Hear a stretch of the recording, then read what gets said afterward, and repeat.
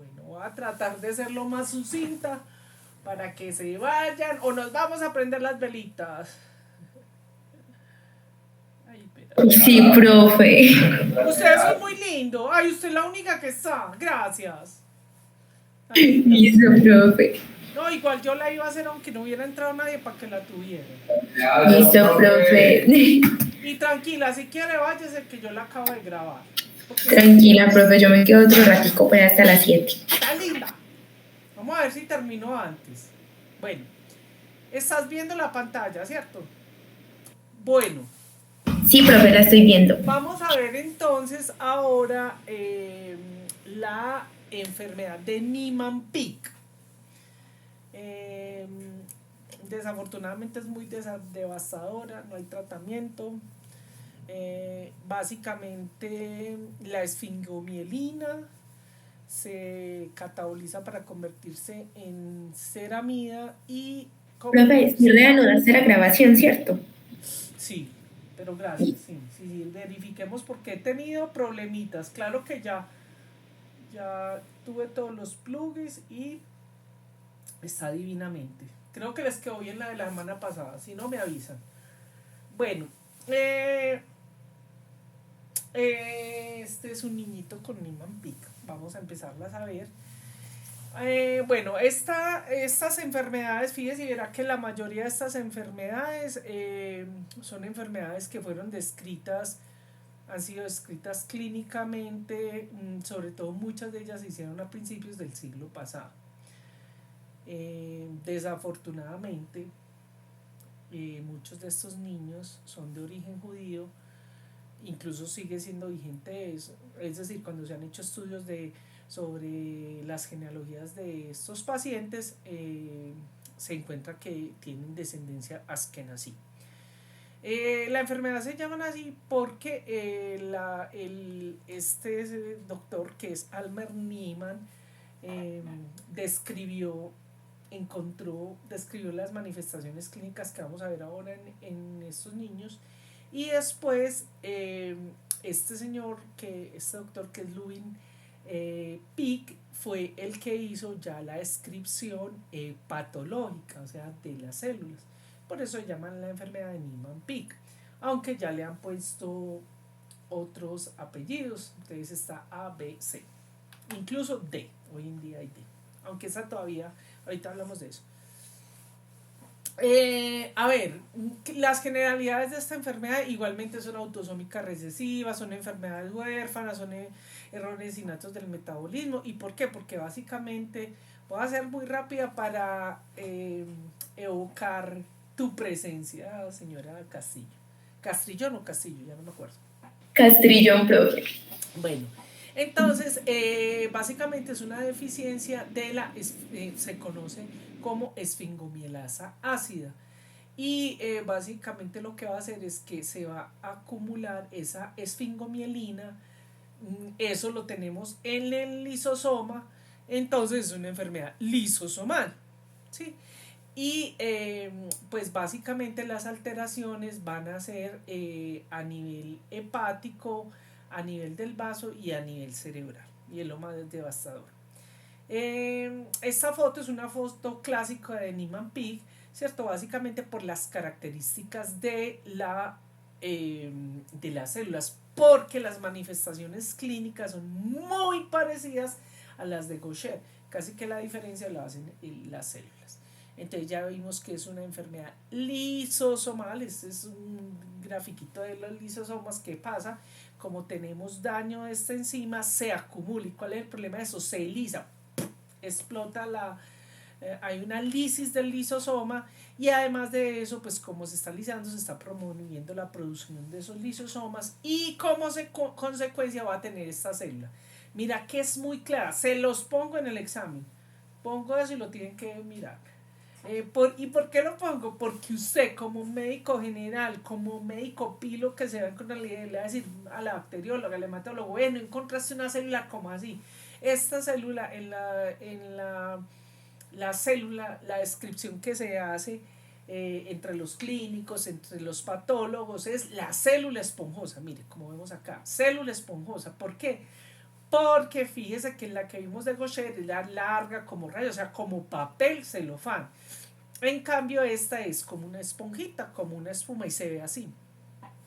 Entonces, ¿y eso por qué se debe? Básicamente porque al acumularse esa esfingomielina, primero hay una reproducción importante de los lisosomas, se proliferan los lisosomas, pero además de eso se lisa, entonces al lisarse el tipo de lípido da esa configuración. La cuestión es que afecta entonces, lógicamente, la parte reticondotelial, sobre todo del hígado y del vaso, pero también del cerebro. Entonces es una enfermedad que se vuelve en multisistémica y una enfermedad con desenlaces neurológicos muy importantes. Lo que, bueno, ya lo había dicho, lo que produce esa estructura esponjosa, pues entonces esa es como eh, esa, esa vacuolización por el exceso de lípidos y de lisosomas. Aquí, ojo con esto, que es muy importante, tienen que poner atención, porque miren, realmente en lo grosso y en la mayoría de literatura está el Niemann-Pick A, B, C, pero ya estamos hablando de un D, ¿cierto? Entonces, ahorita vemos cómo cada una de estos tiene una tienen variantes genéticas en diferentes genes, ¿cierto? Por ejemplo, la A y la B, y se agrupan así, es porque las manifestaciones A y B son más o menos parecidas, ¿cierto? Y que el de la C y la D, ¿cierto? Entonces, la A y la B, básicamente tenemos que es una deficiencia en la esfingomielin fosfodiesterasa, esta que está acá, en la que vemos la esfingomielasa, y entonces, dependiendo lo que vayamos a encontrar, es decir, el acúmulo de esfingomielina y el descenso de ceramidas, nos va a ayudar a hacer el diagnóstico. En la tipo C, entonces vamos a tener de dos clases. Por eso le digo que tiene que tener mucho cuidado en el artículo en la literatura que lea. Porque no nos van a encontrar C1 y C2, ya lo clasifican como C y D. Entonces depende, pues, o el grupo donde estés, ¿cierto? Pero así, ¿qué es específicamente? Lo importante aquí es que hay dos genes que están implicados, que se llaman células Niemann-Pick 1, células Niemann-Pick 2. Unas son del cromosoma 18 y otras del cromosoma 14. Importante grueso con el Niemann-Pick es que estas enfermedades también aparecen como enfermedades relacionadas con el colesterol, relacionadas con las lipoproteínas. ¿Por qué? Porque crea dentro del daño de este tipo de proteínas, lo que va a hacer es que va a haber una alteración a nivel de las LDL y por lo tanto va a haber un aumento de lípidos y colesterol. Entonces, básicamente tenemos la tipo A y B, que como les digo son estos dos tipos de mutaciones. Generalmente se presentan desde que están muy pequeñitos. Claramente no voy a repetir mucho porque es un poquito como lo de Gaucher, pero tienen una hepatoesplenomegalia. Lo importante aquí es que se va a afectar también la parte neurológica. Entonces hay como los tipos, hay como diferentes subdivisiones de estas. Vamos a ver. Entonces tenemos la Niemann-Pick, desde enfermedad de Niemann-Pick. Tenemos, ojo que según ay, mira lo que yo puse aquí. Ah, no, esto sí está bien.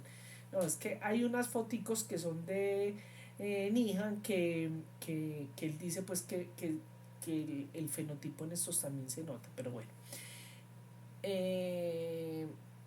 Bueno, entonces está la tipo A, es la que también se llama la forma neuropática aguda, Podríamos decir que es la más devastadora, la que da más temprano, la que tiene mayor afección del sistema nervioso. Tiene una incidencia muy importante, una prevalencia de 1 en 100.000, eh, bastante en la población que es así, y en la población general es más o menos de 1 en 250.000. ¿Cómo está caracterizada? Está caracterizada, esta es una foto clasísima pues de Niemann-Pick, ¿cierto? Donde ellos presentan una hepatoesplenomegalia importante. Y eso los lleva entonces a ellos van a tener problemas para alimentarse, entonces eso crea como consecuencias problemas en el crecimiento, en el desarrollo, pero además como hay la hepatosplenomegalia, hay un daño en la función del hígado, entonces eso también favorece a que ellos no tengan un buen crecimiento y desarrollo. Y como tiene afecciones de la parte neuronal, sobre todo a nivel del cerebro, entonces pues empiezan a perder sus capacidades motoras y realmente hay un desenlace muy rápido. Esa afección neurológica rápidamente, cuando se empieza a manifestar, que dependiendo, porque hay unos que por ejemplo los afecta cuando todavía están incluso amamantándolos, entonces, o los que ya están dando pasitos o caminando empiezan a tener ese problema de la función motora, no succionan, no degluten, empiezan a presentar la hepatosplenomegalia, empiezan a presentar neuropatías periféricas que en los bebecitos se van a ver, sobre todo la hipotonía y arreflexia, y básicamente empiezan a hacer casi que una regresión, es decir, se van perdiendo las funciones que ha ido adquiriendo durante el crecimiento y el desarrollo, y regresan. Generalmente se mueren a los 2 o 3 años. Esa es la tipo A. Otra de las manifestaciones que se pueden encontrar es la mancha rojo cereza a nivel de la mácula, que es esta que vemos acá. Recuerde que usted tiene que sospechar de errores innatos del metabolismo relacionados con eso, los que vayan a ser oftalmólogos de acá. Estos niños también sufren muchas enfermedades infecciosas respiratorias recurrentes, ¿cierto? Y aquí es importante esto porque estos niños tienen problemas, tienen disminuidos los HDL, se les aumentan los triglicéridos y se les aumentan los LDL. Eh, en, en biopsias que se han hecho post-mortem, a estos niños se les ha encontrado inclusiones mielínicas en nervios periféricos e incluso en el cerebro. Eh, el manejo para estos chicos, no hay ningún tratamiento hasta el momento. Simplemente son terapias ocupacionales. Cuando están muy comprometidos, se les hace sedación. La parte nutricional, si no diluye, entonces les ponen alimentación nasogástrica o parenteral. Vamos a ver la tipo B. La tipo B, entonces, sufren también hepatosplenomegalia. Esta hepatosplenomegalia, que es muy prominente, rápidamente progresa a una fibrosis hepática que los puede llevar a una falla hepática aguda rápida. Tienen problemas de talla, de peso, hay problemas en el crecimiento y desarrollo, disminución en la función pulmonar, se presentan manifestaciones neurológicas y como les va afectando el cerebro, entonces pues empiezan a disminuir sus capacidades intelectuales. Bien, la hepatosplenomegalia en la tipo B, si bien se puede presentar en la infancia, también puede darse en inicio en la adolescencia, que es afortunada, pues no sé si afortunada o desafortunadamente, porque ¿qué sucede? Cuando el niño llega a la adolescencia, llega medianamente bien, pues no muy deteriorado, entonces eso lo que pues es un margen para hacer un diagnóstico, sobre todo pues como para ir manejando lo que se va deteriorando. Por ejemplo, ellos van a tener, si se tiene la parte de la hepatomegalia, entonces hay que empezar todo lo que tiene que ver con hígado, hay que empezarlo a manejar. Entonces, la trombocitopenia, que es secundaria, es hiperesplenismo, y que muchas veces lo que se hace es que se saca el vaso. Bueno, ¿cómo se hace el diagnóstico? El diagnóstico generalmente sea, bueno, no, momentico. Y pues lógicamente ahí las células esponjosas se van a encontrar. Tenían también hiperlipidemia, el hiperesplenismo progresivo y la función pulmonar, que puede llegar a tener respiración asistida. Cuando pues la mancha rojo cereza a veces puede llevar a que ellos pierdan la visión, quedan cieguitos. También pues todo esto afecta lógicamente la talla y el peso. Bueno, tenemos un tipo B, que es el tipo B en el adulto. Son individuos que llegan a su edad adulta y en la edad adulta empiezan a presentar las manifestaciones que acabamos de hablar, es decir, empiezan a presentar hepatoesplenomegalia, empiezan a tener problemas pulmonares, y pues en esa búsqueda, ¿cierto? De muy difícil manejo, porque pues diagnóstico, perdón, porque esos individuos son completamente normales. En estos pacientes, los que les hacen es eh, un manejo sintomático, es decir, si tienen problemas respiratorios, entonces les dan suplementación de oxígeno. Si tienen una trombocitopenia, anemia, les hacen una transfusión sanguínea. Les evitan deportes de contacto porque ellos les dan fácilmente hematomas, o por ejemplo pigmentaciones por golpes, inflamaciones, bueno, en fin. ¿Cómo se hace? ¿Qué paraclínicos pueden estar alterados en ellos? La atrofia cerebral, pues, la disfunción hepática, que hace que tengan disminución de los HDL, aumento de triglicéridos y aumentos de LDL.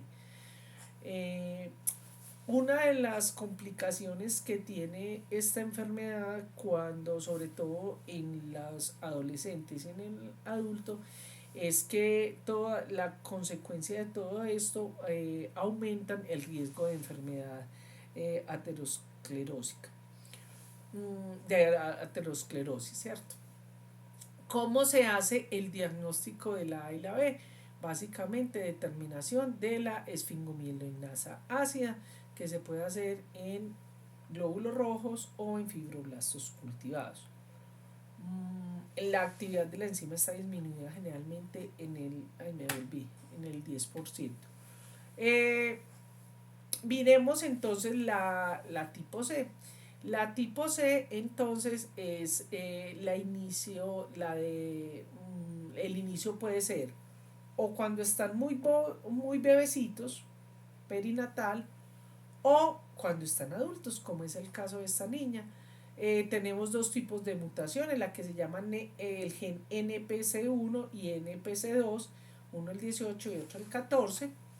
Y básicamente tenemos la tipo C, que puede, como ya vimos, puede ser de inicio neonatal, o sea, en los primeros días de vida, y generalmente es la más severa, lleva a una enfermedad hepática severa y generalmente nace en una falla hepática aguda y se muere.